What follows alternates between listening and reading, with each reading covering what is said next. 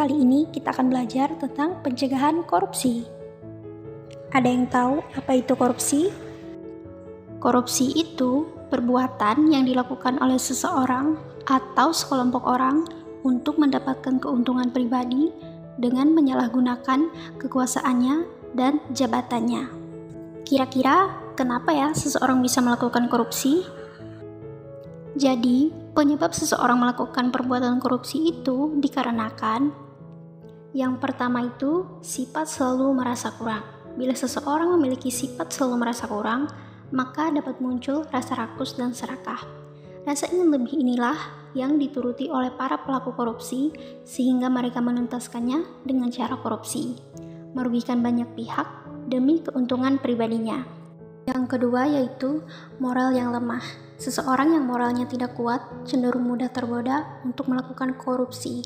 Godaan dan tekanan ini dapat muncul dari bos, teman kerja, karyawan, atau pihak lainnya. Yang ketiga, kebutuhan hidup yang mendesak. Di situasi terdesak terkait ekonomi, dapat terbuka ruang bagi seseorang untuk menempuh jalan pintas yang baik maupun yang buruk. Salah satu jalan pintas yang buruk yaitu melalui korupsi. Dan yang keempat, gaya hidup konsumtif. Kehidupan di kota besar kerap mendorong gaya hidup seseorang berperilaku konsumtif, boros, mengikuti gengsi, membeli barang-barang mahal yang tidak sesuai dengan pendapatan atau gajinya.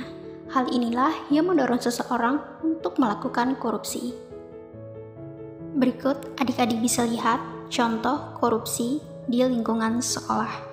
Bolos sekolah termasuk ke dalam jenis korupsi karena seorang siswa yang kewajibannya adalah untuk belajar tapi malah meninggalkan kewajibannya tersebut untuk melakukan hal lain yang lebih menyenangkan. Bahkan tak jarang juga mereka sampai berbohong kepada orang tuanya. Kemudian berbohong ke orang tua terkait meminta uang jajan agar uang jajannya dilebihkan. Dan yang terakhir, mencontek saat ulangan atau saat ujian. Selain contoh korupsi di lingkungan sekolah, korupsi juga terjadi di kehidupan sehari-hari. Contohnya seperti menyogok untuk mendapatkan kelancaran akan sesuatu hal, dengan memberikan dana tambahan agar lolos dari tilang saat terkena razia. Kemudian ada suap menyuap yang bersifat lebih prosedural terhadap hal yang sifatnya administratif. Sering terjadi ketika ingin mengurus KTP agar lebih cepat diproses. Contoh yang selanjutnya seperti memberi uang damai saat terkena tilang dan menyerobot antrian. Dari beberapa contoh korupsi tadi, maka perlu diadakannya pencegahan terhadap korupsi. Ini bisa dimulai dari hal-hal kecil. Yang pertama, dengan menanamkan nilai moral sejak kecil. Nilai moral berperan besar dalam membentuk karakter dan mengatur perilaku manusia sehari-hari. Menanamkan nilai moral sejak dini dapat mengurangi kemungkinan terlibat dalam perilaku merugikan seperti korupsi.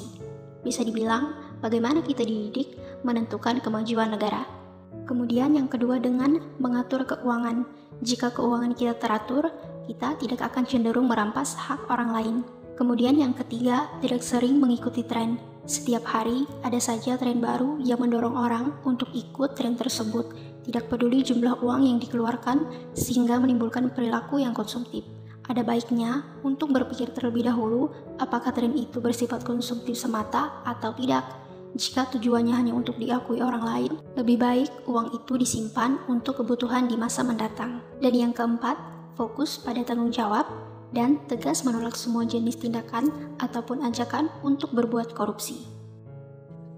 Ayo adik-adik, bersama kita perangi korupsi dengan cara ke sekolah selalu tepat waktu, selalu bersikap jujur dengan orang tua, teman, guru, dan orang lain, belajar yang rajin dan tidak mencontek saat ulangan, tidak bolos sekolah meskipun adik-adik diajak oleh teman ya.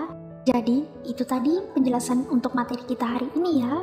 Bagaimana? Apakah adik-adik sudah mengerti apa itu korupsi dan bagaimana cara mencegahnya dan seperti apa contoh-contoh korupsi baik di sekolah maupun di kehidupan sehari-hari? Ayo kasih pendapat kamu di bagian komen ya.